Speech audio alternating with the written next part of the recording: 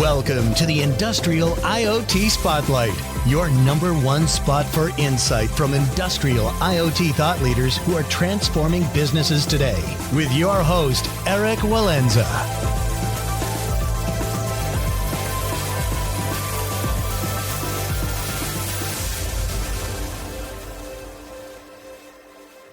Welcome back to the Industrial IoT Spotlight podcast. I'm your host, Erik Walenza, CEO of IoT One, the consultancy that helps companies create value from data to accelerate growth. And our guest today is Greggory Garrett, CEO of CGS Advisors. CGS Advisors is a boutique strategic transformation advisory firm that helps companies plan and execute enterprise transformation to compete in the connected world. Gregory is also host of You, Me, and Your Top 3, a podcast focused on exploring leadership in the connected world. In this talk, Gregory first interviewed me about my experience as an entrepreneur in China, and we then explored the disruptions that are motivating companies to adopt industrial IoT today and the importance of building an ecosystem in order to create solutions that scale. If you find these conversations valuable, please leave us a comment and a 5-star review. And if you'd like to share your company's story or recommend a speaker, you can email us at team@iot1.com. Finally, if you have an IoT research strategy or training initiative that you'd like to discuss, you can reach out to me directly at erik.walenza@iot1.com. Thank you. Greg, how are you today? I'm doing great, Erik. How are you? I'm good. I'm looking forward to this conversation with you. Yeah, it's been a little bit of pulling it together, but I think it should be fun to see how we can do a dual podcast together. Yeah, exactly. So this is a unique one. I think this is the first time that I'm doing something where I'm not kind of formally the host, but just, let's say party of a conversation. Have you done this before? No, I think we'll probably be arm wrestling a little bit here of who's asking who, what, and where. But I think that our backgrounds are interesting enough and similar enough that we'll meander through this together. It sounds great. Yeah, well, we'll figure it out. Well, let's start with backgrounds then. So tell me, obviously you're running your own company now. You've got a lot of interesting experience behind you. How did you end up now in position you are running CGS? Yeah, so the quick version of it is I started a company when I was 16, didn't retire by 20 like I had, absolutely planned, and done quite a few years in big companies. So just about 8 years with Ernst & Young's management consulting practice, and then over a decade with really large firms, Volkswagen, Deutsche Telekom, subsidiaries of each and whatnot. And in 2011, I took a lot of that experience and launched CGS Advisors. And so CGS for a little over 10 years, we're a boutique. Someone told me at one point, don't say small, say boutique. So we're a boutique strategy and transformation firm specializing in a lot of digital space, really understanding how digital disruption is happening and affecting firms, and really around the connected world, that digital permeating into devices, changing the landscape. And we do the strategy work, we do the transformation work, we do the kind of human change, what we call inertia removal work, and we do a lot of innovation work, helping large firms set up innovation practices. So that's kind of how I got there. It was a little bit of a window in my world. How about you, though? We said we're going to arm wrestle on this. How about yourself? You founded a firm. I think we've got some similarities in that as well. What's your story? How'd you get to the top of where you're at? Yeah, well, at least our early years started a bit differently. I think I was basically retired until I was 24 or so. I think, I don't know when my first proper income was. It was probably when I finished my MBA and I was, 28 or so. But yeah, I studied philosophy. I had no interest in business. I'm coming from Portland, Oregon, so business is a bit of a curse word there. And I figured I would be, involved in nonprofits. And I finally got involved in a nonprofit in Nepal. I was trying to set something else with a friend. And I realized on the one hand that I was relatively incompetent. And on the other hand, that all the other nonprofits that were kind of doing a tremendous amount of business in the country weren't actually doing too much good for the country. And at that point, I got convinced that maybe the best thing would be to learn how to be competent and learn how to do business, and then maybe I could really help people. And after that, I got a bit serious and ended up joining a Swedish management consultancy, Applied Value Group, doing cost and capital consulting, and then eventually decided that digitalization was a bit more interesting. It was a space that was younger and developing a bit more dynamically, so set up that firm in 2015. That's good. And I don't think I asked you before, but I'm just kind of curious, from Portland, Oregon to the Asia Pac region. Was it just the professional pieces? It sounds like there was other steps along that way. What took you to China? Everybody has their own experience, right? In mine, I was studying political science and philosophy, and I felt like, okay, I've been reading a lot of books about the world, but I've never actually seen the world, right? And so I spent about a year in Latin America, traveling around, doing odd jobs to pay the bills, and then met somebody who had just returned from China, and I said, wow, China sounds like something I should see. And I think really 2 weeks later, I was on a plane to Nanjing. And I was teaching at a suburban college in Nanjing, so not a very glamorous entry, but it was a great, I remember standing on the top of the teacher's apartment complex the first week I got there, looking out in the distance and seeing more construction cranes than I'd seen in aggregate in my entire life, and thinking, okay, there's like something here that's quite interesting I need to learn a bit more about. That's interesting. Yeah, you did that multi-year adventure, find yourself adventure, find the location, etc. And I jammed that all into, well, not all of it, but a good portion of that into a single semester during my collegiate years. I lived on a boat, went around the world, and went to class a little bit.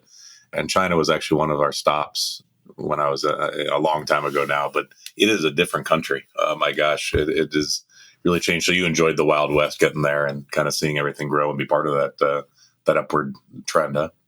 Yeah, I did, but like you said, it was a different place. So, I mean, the suburbs of Nanjing in 2006 were not a very glamorous environment. I think for many of the people, maybe most of the people that I met, I was the first foreigner that they saw in their life, right? And so that was an interesting experience. But so I think I spent about 6 months there. Then I went to Korea, Nepal, Japan, and eventually, like you said, kind of figured out some direction and made it back to the States to kind of pursue that goal of getting competent. That's great. And just I know that on your podcast you keep it a little bit separate from the corporate side. But what are you doing now? Just maybe let everybody that's listening in know what you're up to with your current firm. Yeah, sure. So my day job is as CEO of IoT One. So we're a management consultancy that focuses on, I'd say, 3 key terms. So Asia, growth, and digitalization. So how do we help companies to leverage digital technologies to grow in Asia?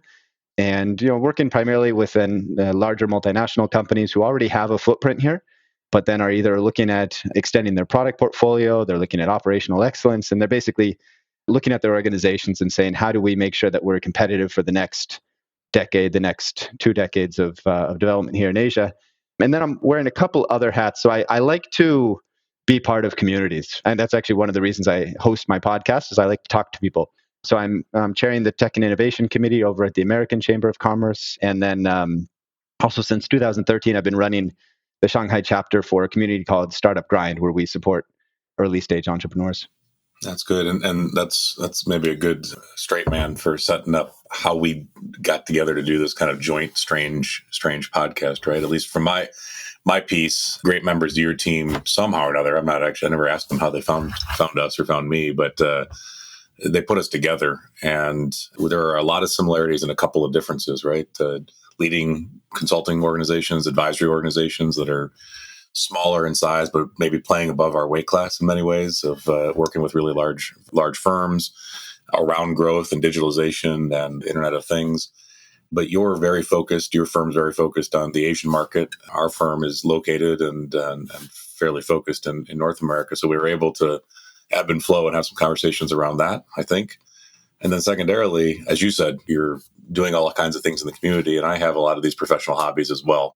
Teaching for the last 10 years, writing a book, and then teaching a course on competing in the connecting world, bringing a lot of different organizations together in these collaboratives that we build. We've got one right now actually around Industry 4.0, and bringing a lot of larger firms together to try to see what they can do with one another to drive the promise of the fourth industrial revolution together. And some startup community. I know you work with a fair amount. I think actually most of the folks that you have, or many of the folks that you have on your podcast, are from a startup or a scale-up perspective, or people wanting to receive the other side of that.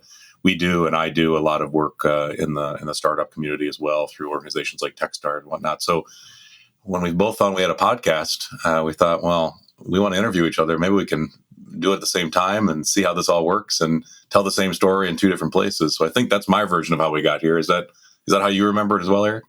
Exactly. Yeah. Those first connections are a bit foggy for me as well, but I guess our teams found each other, and here we are. That's great. Yeah, looking forward to it. That sounds good. That sounds good. So, I think both of our formats are a little different, and so everybody that's listening, we've got to we're trying to get kind of two out of one. Two birds, one stone. And maybe if I can take the lead, if that's okay, we can talk a little bit. I can ask you a couple of things about how you're leading and who you're surrounding yourself with, because that's the premise of the show, You, Me, and Your Top Three, which is what I host on a fairly regular basis, almost 3 years now, 140 some, 150 episodes in. If that's all right, maybe we can talk a little bit about you. Is that all right? Yeah, perfect. That sounds good. So you're an American in China. We talked a little bit about how you got there. Maybe if I can talk to you a little bit about who you surround yourself with in this journey, and either that helped you get there in the first place or that you're in the journey with. But I'm sure American, as you said, early days, it was kind of the first foreigner that some of these folks saw. You've obviously transitioned that to a much more vibrant part of the country at this point. But maybe the way that I usually say this is, we've got you and we've got me. Who are your top three? Who are 1, 2, or 3 people that you surround yourself with that make you a better, braver leader that you've been learning through this journey with? Can we highlight somebody or a couple? Yeah, sure. I can probably look at this from a couple perspectives. So number one has to be my wife, in part because she's on the couch just next to me. So smart man. Yeah, but I mean, I think this is true for many people, right? So you have your business partners, you have people that help you in very specific ways, and then you have people that help you through difficult times and so forth. And that's often that's family to some extent. And it's probably healthier where we are today, where she's not very involved in my business, except occasionally help me kind of think through a topic. But there was a time when I was first setting up, when especially I set up my first startup. I had no partners. I was I failed very quickly. And she was a big part of that, holding my hand through that failure, let's say, losing money with me through that failure, but also helping me to kind of learn through it and stay, relatively positive through the difficult times. And now we're in a position where, again, she's, we kind of advise each other on problems here and there, but we're both running our own careers. But nonetheless, right, I think that's just a critical, part of being successful, is having somebody that's going to let you know, right, if things are difficult. It's okay, right? You'll get through it one way or another. If business collapses, there's more important things. So I think that's number one. Now I've got 2 partners at IIoT One, and they're critical. And I met them in a very odd way. My first startup, brutal failure, 10 months in, kind of probably the wrong business for me to run. Ran into also policy issues where we had a new leader here in China, and they decided they wanted less foreign influence on college campuses, and that business was around helping college students transition into their professional careers. And so my sales channel closed basically overnight. And so a tough experience. I then had no intention of setting up another company in the near term. I decided basically that I wanted to build expertise outside of management consulting, more specifically in this digital technology realm. And I thought the best way to do that would be to work with a Siemens, a GE, an Alibaba, a Tencent, somebody like this. And so I contacted some headhunters and I said, hey, you guys have any interesting roles that I might be suitable for? And one of them contacted me back and said, yeah, let's have a chat. And it turns out that they were interested in the same space and thinking, okay, maybe we want to set up a company here. And they were a couple of friends that had been running a headhunting firm for the past, 7 years by that point or so. And they said, we need a general manager. And I said, well, I'm trying to learn something. Are you willing to kind of pay my bills while I learn? And they said, okay, yeah, we'll pay, we'll cover the cost for the first couple of years, and let's see if we can get profitable after that. And it basically worked out, right? So we formed a partnership. One of them, Michael, is just a great relationship person. So he taught me a lot about what it means to build relationships, not to do sales. Hey, you got a proposal, but to just build kind of trust with people, help people out when they need help. And then over that, you build relationships, and eventually people say, hey, Erik, you seem to know something about this and you seem to be a person I can trust. Can you help me? And then Chuen, who is our kind of our COO and does everything about, knows everything about process, right? So we need to build process into HR, process into marketing, process into finance and accounting and so forth. And he's taught me a lot about how do you build structures to be small, but be efficient, be quick. And so they've been a huge influence on me developing of my skill sets, right? So those I think are the three people that are most influential on me. And then as I mentioned, I like to be part of communities. So I invest a lot of time in having lunch with people, having coffee with people, trying to do little favors here, asking for favors sometimes. I think people like to give, they like to ask for favors. They like to also support you, right? And it's a great way to learn, build relationships. And I think that's helped me a lot of just having those little relationships where I learn from people in little steps here and there. And then it's hard to point to one person, but there's probably 50 people that over the past 5 years or so have somehow contributed to who I am today. Interesting, and a lot of different questions along the way, but just in the interest of time, maybe just pulling that last thread just from a moment. You mentioned the chamber and the relationships you're making there. Is that when you talk about these many people? Is that the community that you're mostly speaking of, or is it multiple communities around the local China space that you're thinking of when you think about the community aspects of that? I would say it's broader than that. Actually, the chamber is relatively, I've been a member for a while, but having this role is relatively new. I think it's been 18 months or so. So it's, it's at Startup Grind. I've co-directors there. I have just people that have joined events and have allowed me to pick their brain about different topics. I have organizations like VDMA, which is a German Association of Machine Builders, and the GM there is a good friend and just helping me to understand German machine builders, right? And what are their priorities and how do they think? And so everybody kind of contributes in some way. So very fragmented, but it's the luxury of living in a city like Shanghai is that you probably have a greater aggregation of kind of talent and multinational decision making and so forth here than just about any city in the world. Just because it's very concentrated as opposed to maybe in the States where it's a bit more fragmented across cities. And so it's just a great base of people to be learning from. Yeah, interesting. And maybe I can just pull on that thread. One last piece is you've talked about when we've talked in the past. You've talked about local for local strategy a bit, and I mean you've got this compare and contrast. At least growing up in the States, maybe not really having much more a professional route through the States, but you have your perceptions of the States, and then you've got this experience on the ground in China, and you also have that in the developing China, including pre and kind of current / post the initial wave of COVID. How does it work? What's can you, for those that haven't, a lot of folks that do business, they hear about China, they read about it in the journal. Maybe they've come once or twice, but few Americans, a lot fewer than all of them that are out there, or Europeans even, have spent time there, and even less have launched a company that is based there.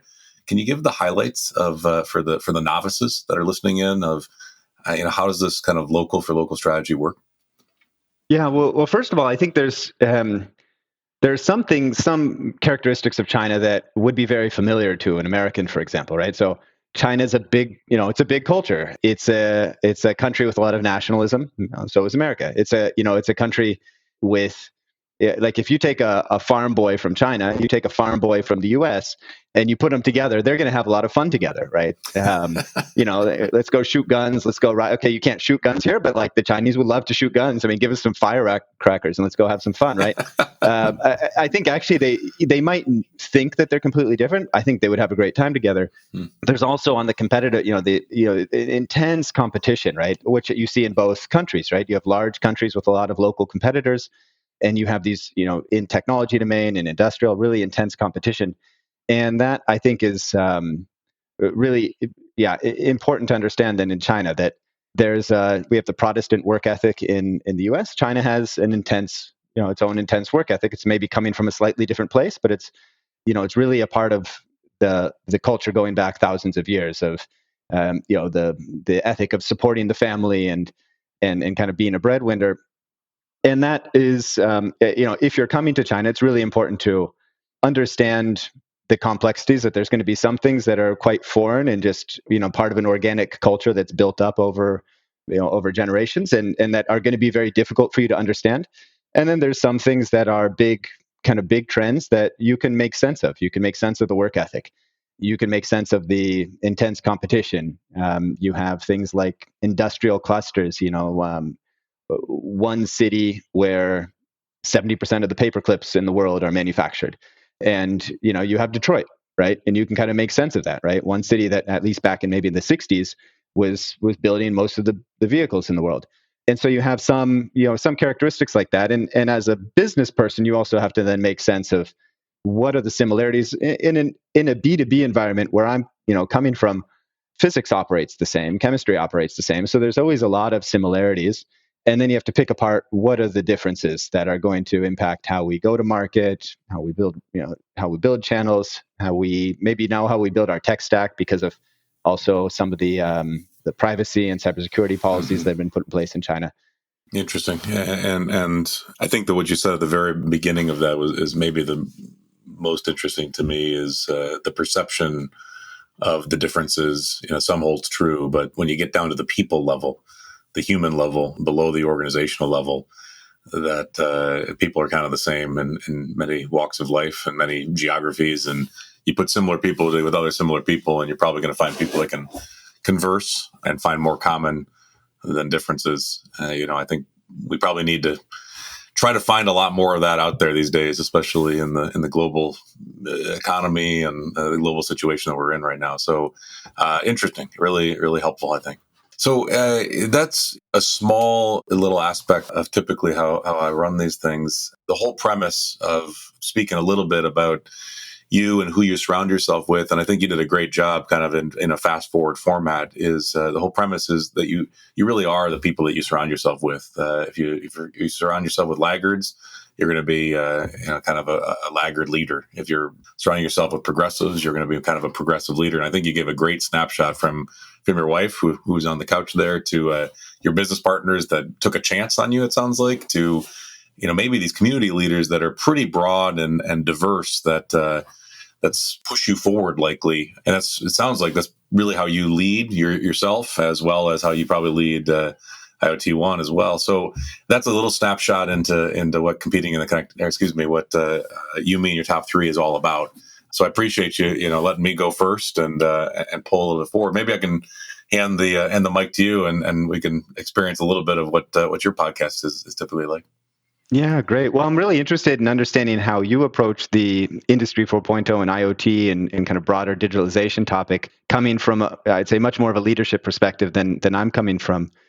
So maybe a good place to start would be this initiative that you mentioned briefly earlier, where you're pulling together multinationals to collaborate around these topics, because this is an area where I see a tremendous amount of potential, because this is a space where you have a lot of organizations that have, tens of thousands, maybe even hundreds of thousands of employees, but they tend not to have a tremendous amount of competence in this particular area, just because historically their core competencies have been in other areas. And there's then, potential to share learning, share resources, and domain expertise. But there's also obviously very significant human challenges of making that possible. So I'm really curious how you approach that challenge. Yeah, so there's probably a couple of different tracks in that. So first, maybe I can just back up and talk a little bit about IoT, or at least our view on that into Industry 4.0. And then I'll talk to you a little bit about trying to bring different people together. But first, rarely do I use the term IoT out there, but we do put it inside of a spectrum. So we see the world as the connected world. The end state would be the connected, ED, past tense world. The current state would be the connecting world. The world is connecting. And maybe prior to that is the world of IoT, Internet of Things. That doesn't mean that we've achieved a complete world that has all things connected or internet connected, but it does mean that there's a difference between connecting things and connecting things with humans. And so we just put that a little bit in a trajectory. First, you may connect the things, but if you really want to change life, shape society, change maybe the fundamentals of the way that you're shifting the business, humans are going to need to come into that at some point, which is where we look at the world connecting versus just the things connecting. That's the philosophical side, although I don't have the philosophy degree like you. To take that forward, and we can, if you want to muse on that at some point, got lots of thoughts in that space, and wrote a book on it back in 2018 called "Competing in the Connecting World," which lays out some of those spectrum and those progressions. around Industry 4.0, there's a lot of different roads into this conversation, but I guess the first piece is the promise of the fourth industrial revolution. The three prior to this already happening, but the promise of this is a lot of machines speaking to machines, effortless aspects happening, a lot of products being, moving from design to the actual manufacturing, to the movement, to the usage, and to the recycling, the whole spectrum of the product, finding efficiencies and automations and new value. And what we found when we started this effort a little over a year ago, we were working with one of our great clients, a major U.S. Telecom company, and they were very interested in providing services to firms around this industrial internet or the fourth industrial revolution. When we started speaking with big companies, I mean, I'm talking Fortune 50, in some cases Fortune 25, as well as Fortune 2000 or Global 2000. Most would say that they were doing something around the fourth industrial revolution, and many would admit within the first 10 minutes of the conversation that what they were doing was really point. They were putting artificial intelligence on one segment of their value chain, or they were running an experiment in a loading dock, or they were doing something with augmented reality to be able to make manufacturers' lives easier or different. They would talk about that's what they were doing, but as soon as I asked them why, or we pushed the conversation to value, they would describe a world where information flowed freely. They would describe a world where product usage information was driving the manufacturing, or recapturing of resources in a recycling kind of way. Was they would be able to, in real time, know where these products were and then be able to reuse them to affect the both the economic aspects of the company, but also the environmental aspects around them. And when we talked, there was just a huge gap between these point things and the promise, and that's why we brought the collaborative together. Is what we see is, or what we think we see is, in order to really achieve the promise of the fourth industrial revolution, information needs to flow between organizations in a way it never did before, and trust, maybe more important than just the information, trust needs to be achieved between organizations. And our belief is that starts with the leaders of these organizations. And sometimes that can be from the C-level, and sometimes that can be from the VP level, and once in a while that can be from the director or manager level. But organizations need to be speaking with one another to even try to experiment. So that's what we're trying to do, is bring leaders together to first build the trust, then maybe share the learnings with one another to even further enhance the trust. And if we really do a good job, actually have them start experimenting together to see if they can really drive the real value of the fourth industrial revolution. Okay. Yeah. Fascinating. That resonates, very closely with my experience, that it's relatively easy to develop a vision for the future, and it's quite natural for people to do that. It's kind of an exciting activity to do, and then it's relatively easy to do pilot projects and make small budgets available to solve kind of specific problems, which can be valuable, right, in themselves. Sure. But then bridging those two is extremely challenging. And I agree with you. Trust is the critical thing. Actually, I've recently interviewed a couple folks on the podcast who are approaching this more from the technical standpoint of how do you use kind of next generation blockchain to create trust and in the transfer of data, and that we're using data. And I think that's an interesting technological, potential. But I think that sometimes you look at trust from that perspective and you think, well, we're not quite getting at it, right? Yeah, you might then have trust in the data, but you still lack trust in the organization in terms of the decision makers around, what are we going to use the data for? And that's a critical gap that you can't solve with technology. So a very interesting initiative. Nonetheless, I think very, very challenging. Can we go a bit more into the details of how do you make that happen? Because I think still getting the right people at the table is a great start. Getting those people to agree on ambitious initiatives that they're going to collaboratively devote resources to is a significantly bigger challenge. What's your process for helping them to define areas where they're comfortable collaborating? Yeah, so I mean, I wish I could tell you that it's all been worked out and we've got it all perfectly engineered. And this is the third time in our 10-year history that we've formed collaboratives around these. And typically, the pattern is, we build them up slowly. They take on some life, and then over maybe the course of 3 to 4 years, they eventually they've run their value, and we shut them down. So we're only within the first year of that evolution of this collaborative, and I can't fully predict how it will go. But what I can tell you is what we've been doing over the course of the last year and what we're currently doing. So the first piece is find people that are interested in the topic of Industry 4.0. And typically that's someone that's got that in their title, or they've got it somewhere in their responsibility, or in a small number of cases, they want it in their title and their responsibility. The second is to get them to share more in a one-on-one aspect. Us, CGS, is kind of the administrator of the collaborative. And what we really are interested in them doing is first telling us what they are doing, then maybe dreaming a little bit together. But what we're trying to get them to talk about is what are their goals. When it's kind of the word association or the phrase association game. When we say Industry 4.0, you think what value? And we try to get that drawn out. And once we do that, we can then start the matchmaking process. And that matchmaking process works through a very particular evolution. First, who are others that would be interested in these topics? Who looks at the world? Maybe some are around movement of goods and others are around manufacturing of goods. And so where are the pockets? How can we put like people together, birds of a feather kind of approach, and just so they can easily communicate and at least what we say, cry on each other's shoulders. They're not in this fight alone. The second phase of that is once they've at least met one another, get them to start sharing with one another what they're currently doing, learning from one another. Hey, we've worked with this vendor. We met this startup here. We have a problem. We look at it this way, and this is how we measure. Maybe you can steal some of those measurements, etc. Non-competitive, but really just really sharing. And the last piece, which we're, in honesty, a year into it, we're just getting into this now, but it's the most exciting piece for me, is where we can, if we have enough conversations with folks about the value that they want to see and what they have, we can start building these story arcs of how they can get to that value. And we can start circling in that story arc, where are your gaps? Usually those gaps happen in two spaces. One is the movement of the good in one direction. And then the second is the movement of the data, sometimes in the same direction, many times in the alternate directions, and sometimes perpendicular to that. We start bringing groups together. And so I can just use one example right now. We have a massive appliance manufacturer.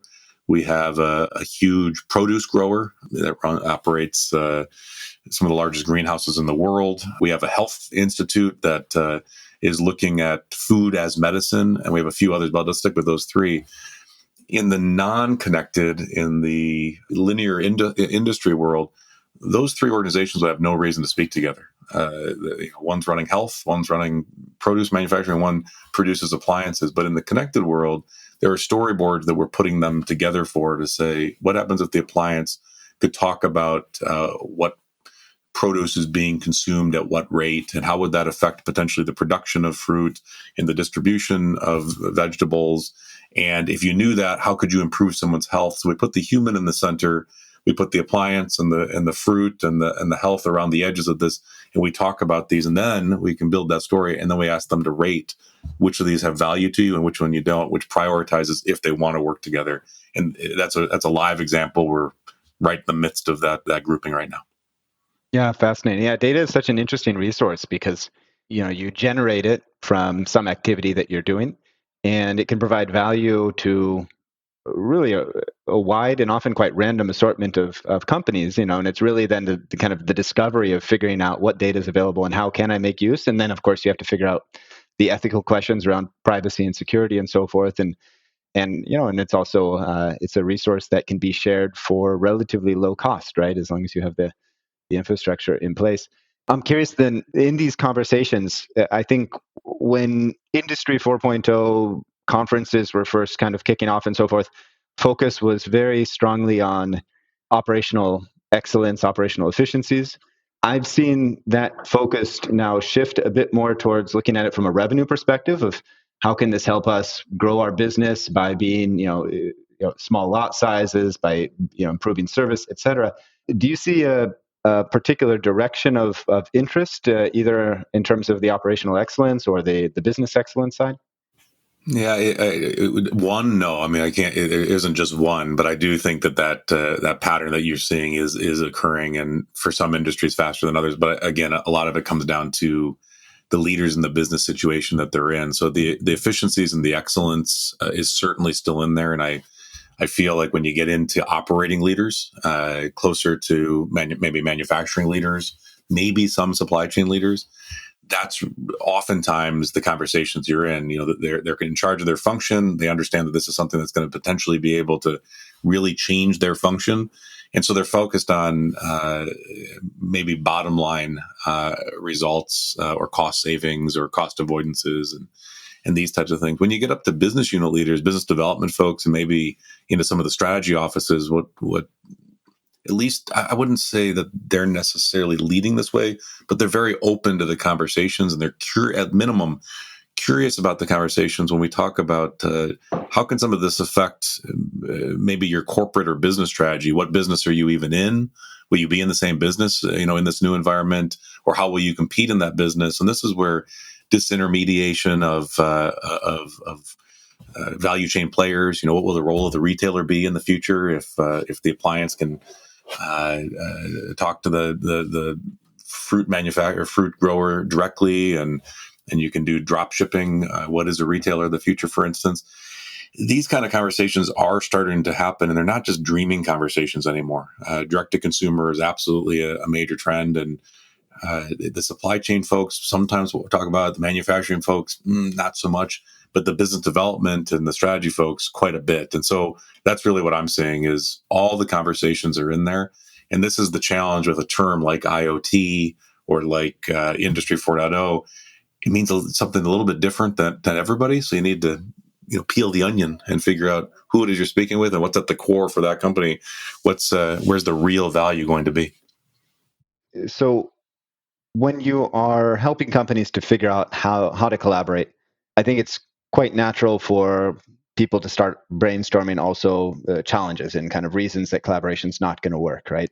And especially when you get involved in kind of areas that there's a kind of a technical laundry list of things that are not going to work in terms of integrations and so forth. And then there's the business laundry list in terms of, this data we can't, privacy issues, in terms of people also defending their business and having uncertainty around, okay, maybe this is a good idea, but we're actually not quite sure what it will look like in the real world when it scales, and therefore there's kind of some kind of a risk embedded in that possibility. How do you, as a leader who's helping companies to kind of figure their way through this problem, how do you help them to have conversations where people are making forward progress?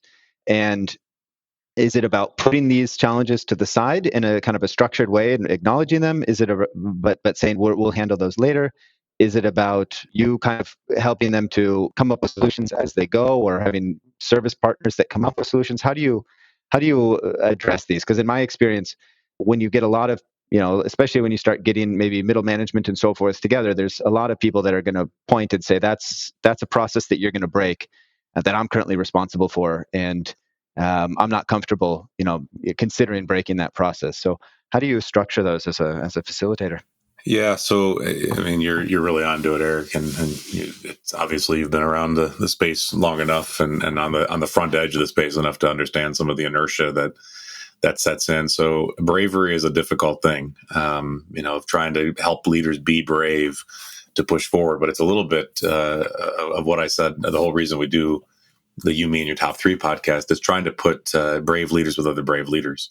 So that's the technique. I'll talk about that. Maybe then I'll end around on some of the issues. But if inside of a firm, innovators or maybe brave leaders inside of an individual firm, there's a lot of inertia to fight inside that single firm, right? There's especially a successful firm, a firm that's already finding success. Asking them to behave differently than what they're already doing, that's a challenging job. I was the head of innovation at Volkswagen Group of America for quite a while, and people used to tell me, man, you must have the best job. And in many ways I did. I got to go to work every day and dream about the future and figure out how, in this case, a lot of digital stuff, it was before the term mobility was out there, but how the auto industry was going to shift into something like a mobility industry. And it was great. The challenging side is every day I went to an office that 99% of everybody else there was focused on the automotive business, and I was, the 1%er trying to shape something out. And that's really I tell that story. I talk about all the other folks that you probably speak with and whatnot. These are individuals inside of firms that their responsibility is to try to change somebody who's already successful, and that's a lot of inertia pulling you in the opposite direction. So the first piece is put them with other believers. Put them with other folks, likely from other firms, sometimes from supplier communities, but oftentimes with other companies that are part of that value chain, and just get them to dream together. And that will give them hope that, okay, maybe they're not crazy. Maybe they're all in the same fight. And so that's the first step of that. That's sort of the easy step and the hardest step at the same time. But once you get them believing, then to get into some of those issues that you talked about. I mean, privacy is always the number one. Tech debt comes up somewhere, and availability. But what we're finding is there's more data than people know what to do with right now, for the most part. It isn't always the right data, but usually there's something that can act early on that's already available.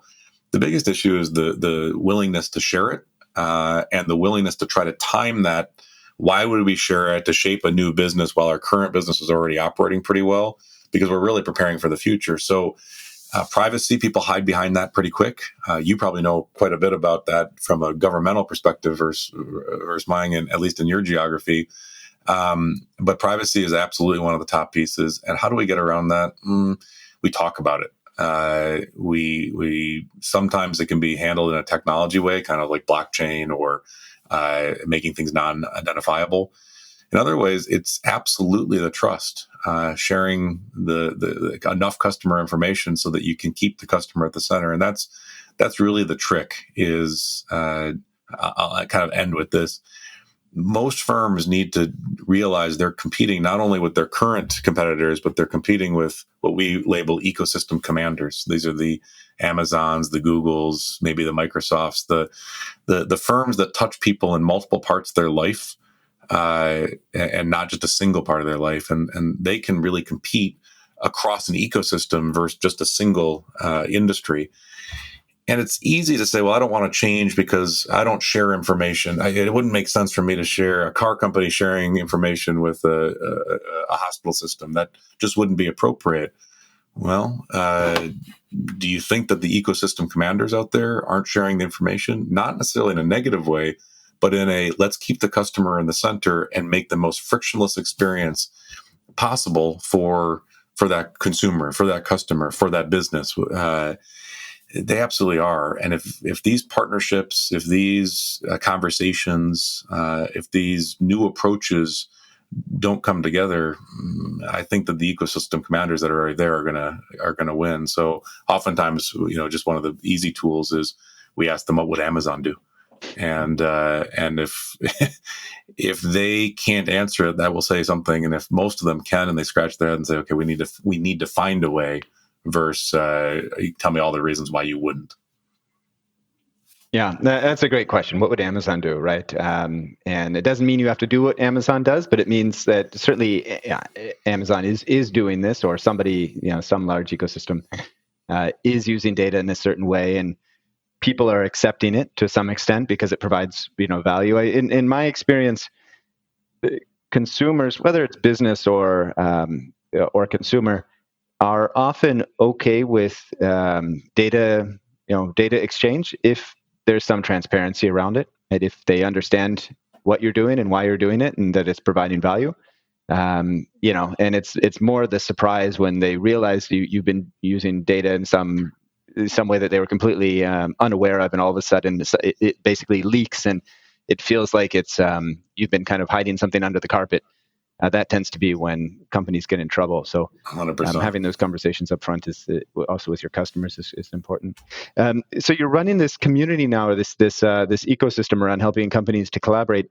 Is this open? If there was somebody listening who was interested in participating, is it possible? Or have you kind of sealed the walls around a certain group that's already participating? No. I mean, it's an ever-changing group. So we've got about somewhere between 30 and 40 active organizations involved, from big telecoms to manufacturers to some people that move goods. So we try to make it really around a physical product because it is Industry 4.0. But as I said, like a healthcare company, they're not making many physical products, but so they're kind of on the edge, helping the ecosystem. But people absolutely, leaders inside of organizations are absolutely invited to reach in. They can, I think at the end, we'll probably talk a little bit about contact information, but they can reach out to me and I can get them in touch with the right folks. It's a little bit of a curated group. Startups, we certainly wouldn't say no, but when you put birds of a feather and you have a 10-person organization next to a 100,000-person organization, the balance isn't there. We do use startups to try to solve some of the solutions, but if you're an established company, if you're working in the design, the making, the movement, or the usage or the recycling of goods, and you think this is interesting, absolutely would be interested in hearing from those organizations to see how we can plug them in. Yeah, excellent. Well, what's the best way if somebody wants to get in touch with you around this or another topic? What's the best way for them to reach out to you or the team? Yeah, fantastic. So maybe two pieces: the team, the organization. That's CGS Advisors. So it's simply www.cgsadvisors.com. I'm sure we'll get it in the show notes on both of them. As far as me personally, you can find me in two ways. One, you can absolutely email me, Gregory with 2 G's. Garrett with RRT at cgsadvisors.com, or you can get me on LinkedIn. I've got a public profile there that is pretty easily found, and we'll get that in the show notes as well. How about you, Erik? Maybe I can turn it around just for those that are listening and would like to think about if they've got opportunities in the Asia Pac region, specifically in China, which is really your specialty. A lot of North Americans are listening to this. If they want to plug in over there, what's the best way to get in touch with you? Yeah, same deal. So you can always, learn more about us at IoT1.com. You can certainly email me at, my name's a bit cumbersome, but erik.walenza@IoT1.com, or find me on LinkedIn. I really love to have conversations with people. So if anybody just wants to, it doesn't have to be to discuss a project or anything too tangible, but if anybody wants to just have an exchange, always welcome that. I think even in this world where there's basically unlimited amount of content online, often the most valuable way to spend your time is just having a one-on-one conversation and learning about somebody else, learning how they think. So Greg, really appreciate you taking the time to talk to me today. I think this has been really interesting, and I look forward to future conversations with you. Hey, I completely agree that just having a conversation is how this whole thing got started, and I appreciate you having that conversation and this one as well, Erik. Appreciate you being here. Thanks for tuning in to another edition of the Industrial IoT Spotlight. Don't forget to follow us on Twitter at IoT1HQ and to check out our database of case studies on IoT1.com. If you have unique insight or a project deployment story to share, we'd love to feature you on a future edition. Write us at erik.walenza@IoT1.com.